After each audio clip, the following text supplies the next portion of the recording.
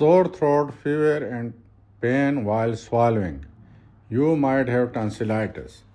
If you have these symptoms, you have tonsillitis. Tonsillitis means infection of the tonsils. It is common in kids and young adults and spreads easily.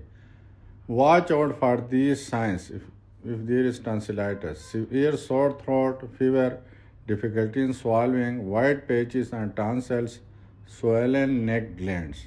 And these are the common signs in when someone has tonsillitis.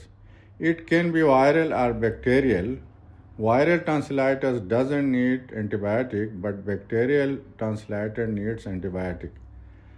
Other measures we do in tonsillitis are rest, warm salt water, gargle, fluids, and pain relief.